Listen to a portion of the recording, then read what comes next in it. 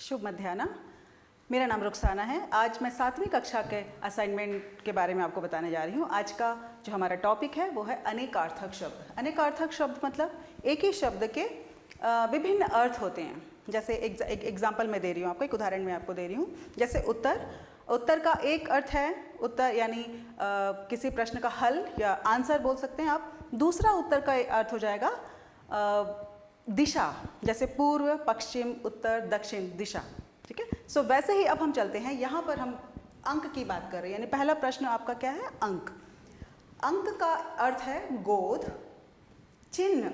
तीसरा संख्या, जैसे इंग्लिश में नंबर होते हैं वैसे उसको अंक बोलते हैं हिंदी में। सो अगले प्रश्न की तरफ हम जाते हैं।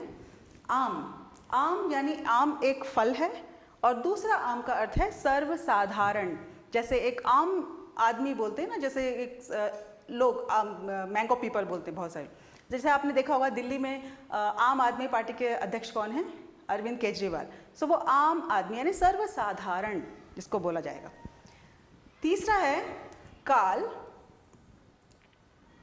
तीसरा काल है, काल प्रश्न है। इसका एक अर्थ हो जाएगा समय। ठीक है, समय जिसको बोला टाइम बोला जाएगा। दूसरा मृत्यु। ठीक है, दूसरा अर्थ है मृत्यु। अगले प्रश्न की तरफ हम जाएंगे। कनक। एक कनक का अर्थ होता है सोना, गोल्ड बोलते हैं। ठीक है, सोना। दूसरा कनक का अर्थ है धतुरा। एक और अर्थ है जिसको बोलते हैं आप स्लीपिंग बोलते हैं जिसको, ठीक है, वो भी है सोना। जैसे मुझे अभी सोना है, ठीक है, मेरे पास बहुत सारा सोना है। दोनों का अर्थ अलग अलग हो जाएगा। ठीक है, एक धतुरा है, एक काइंड ऑफ एक फल होता है, उसको धतुरा बोलते हैं। सो यहाँ 3 अर्थ मैंने बताया। अगले प्रश्न की तरफ हम जाएंगे तो है घन। घन आपने जैसे कविताओं में पढ़ा होगा, घन घोर। ठीक है, तो वैसे यहाँ पर आपको दिया गया है घन मतलब होता है बादल। दूसरा घन मतलब बादल, दूसरा का घना, जैसे जंगल को बोला जाएगा, घना जंगल है, घनघोर जंगल जिसको एक उदाहरण देते हैं। अगला प्रश्न की तरफ जाएंगे। तीर।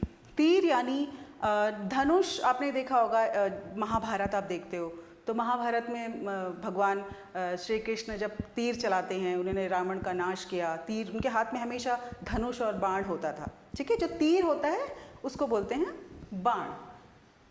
दूसरा है किनारा। तीर यानी किनारा, किसी नदी का किनारा, जिसके बैंक ऑफ रिवर बोलते हैं जिसको ना, नदी का किनारा, उसको बोलते हैं तीर। आपने ये शब्द जनरली हम यूज़ नहीं करते हैं, लेकिन कविताओं में ये सब आपने ज़रूर पढ़ा होगा। ठीक है, नेक्स्ट अगले प्रश्न की तरफ हम चलते हैं। पद। पद का एक अर्थ हो जाएगा चरण, दूसरा अर्थ होगा शब्द। ठीक है, चरण यानी जैसे हम बोलते हैं महात्मा गांधी के पद चिन्हों पर हमें चलना चाहिए क्योंकि वो सत्य और अहिंसा के मार्ग दिखाते हैं। सो ठीक है, तो पद यानी कदमों के निशान। ठीक है, एक तो हो गया पद जो चरण बोलते हैं, पैर, कदमों के निशान। दूसरा है शब्द। जैसे एक उदाहरण दिया जाएगा आपको कि एक वाक्य में कितने पद है। सो वाक्य में जो प्रयोग किए गए शब्द हैं वो है पद। आखिरी है हमारा यहाँ पर भेद। भेद या ये भी आपने जब आप प्रश्न पढ़ते हो, आपका जो एग्ज़ाम में प्रश्न पत्र होता है उसको आप पढ़ते हो तो आपने लिखा होगा ना संज्ञा और उसके भेद लिखो। तो वो क्या होता है? एक तो भेद होता है रहस्य, यानी मैं जानता हूँ उसका भेद। ठीक है, वो एक रहस्य, सीक्रेट होता है। और दूसरा उसका अर्थ होगा प्रकार, जैसे संज्ञा और उसके भेद। यानी ये आपको समझ में आ गया होगा, भेद का दूसरा अर्थ है प्रकार। सो ये था हमारा आज का असाइनमेंट। धन्यवाद।